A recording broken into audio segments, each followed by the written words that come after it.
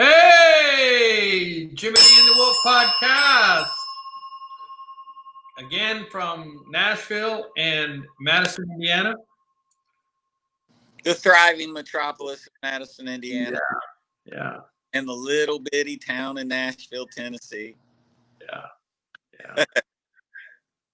What's Nashville, happening, man? Nashville is the number one real estate market in the country, I think.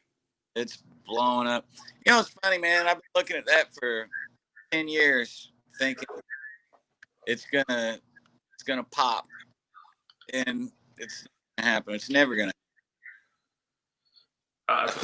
Well, doesn't seem to. I mean, real estate in general is exploding. I talked to a realtor the other day, and she told me that if you want to make an offer on a house, you better, one, offer the asking price, and two, jump quick because in 24 hours it'll be gone. Yeah, crazy. You know, so yeah, it's pretty crazy. There was a podcast, or I guess it's a blog that I subscribe to, and the individual said the top 5 rental increases in the country, and number one was in the first 5 months of this year, including COVID. COVID started in March, but in spite of COVID, for the first 5 months of this year, Nashville rents increased at the number one rate, and they increased almost, it was 14 point something percent in the first 5 months of the year. That's an annualized of almost 30%. That's like a third. Well, I mean, I'm rounding up, but. And during COVID. Well, it would be average annual because that was only 5 months. So it would be probably more than a third, 33% increase. What's interesting about that is that the music industry is hurting so bad, and then it's still doing that. Music is just a fly on the shoulder of Nashville today, I think. Healthcare is huge. Publishing is huge. I read somewhere that 90% of all Christian publications are published in Nashville. Oh, I would agree to that. I would accept that. Yeah, that's probably correct. So much. It's interesting. Well, yeah.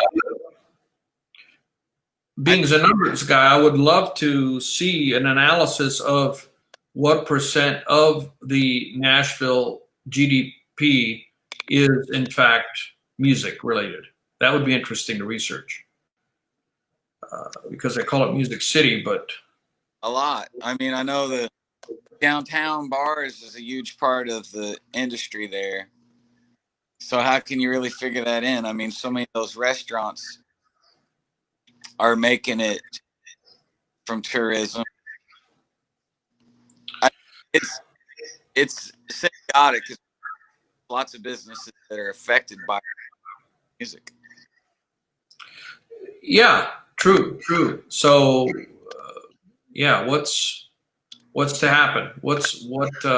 I would really like to see a percentage breakdown. I'm going to research that and maybe report on it next time. It would be interesting to see if music is even near as big a part of it as. You cut out. I hope it's not cut out in the recording, but say that again. I said it would be interesting to find out if music is a big part of the economy in Nashville. I like to think it is. Yeah, I'd like to find that. Economic driver, but I don't know what percentage of the revenue comes from. Are you on your Wi-Fi? Because you're cutting out. I think I am. Could you check it, if you don't mind? I don't know how. All right. Well, I stay up. Yeah, you're cutting out about every third word or every second word is seems to be cutting out. Hang on one second. All right. All right, folks. Well, hold on for a minute. Hopefully Jim will be back. I can entertain you with a song and dance. Or my Wi-Fi. You are on your Wi-Fi? Yeah. Okay. Well, it is what it is then.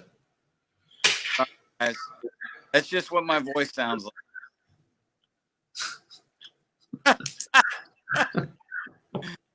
I just cut out sometimes.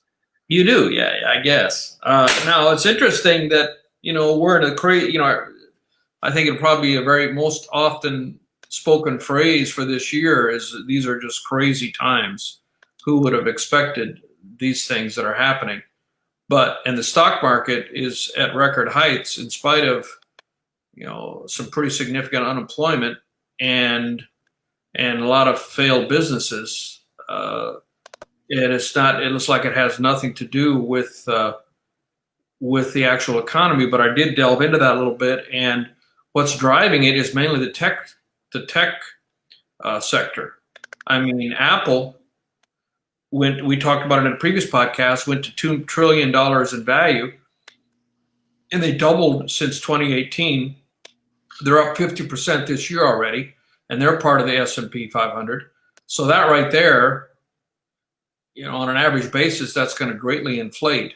And Apple is succeeding, and other tech companies are doing well as well. And Amazon, of course, is just doing phenomenal because of all the deliveries. So those companies are pulling up the S&P and making it much higher. But then I also read another article that talked about how I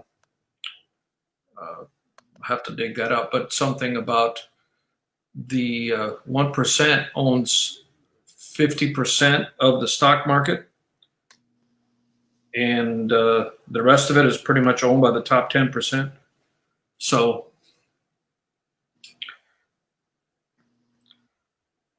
the stock market is not representative of the economy in that sense. So, right.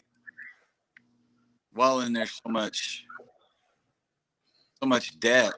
So, I mean, a lot of that fuels the economy as well. Well, there's a lot of. I mean, at some point, we're going to have to pay the piper because there's a lot of money. The stimulus is actually in buying stocks and stimulating the market. So there's that artificial impact. So that keeps it from representing the actual economy. Yeah, I know Buffett's made a lot of money since the lockdown. So is Musk, and of course Bezos. Billionaires, many of them have doubled their net worth since March. The richest 1% own 50%. This is an article that, this is from 2019. The richest 1% own 50% of the stocks held by American households. Of course, the wealthiest 0.1% own 17%, and the 50% and the 1% own 50%. Wow. So the top 1% own half of the stocks. So the rich get richer, as has been the trend in our country for decades and decades. Hi, my man. We have wealth inequality. I mean, it just exists. And well, it's even the farming. Like you're talking about farming, and you come from a farming background, and me growing up in southern Indiana, I always worked on farms and stuff, and been around it a lot. And you brought that up the other day. Somebody nowadays, you're not just going to jump into that unless your dad was a farmer or you have some serious financial backing. Not start off at 30 and decide to farm. Yeah, it's very hard to do that.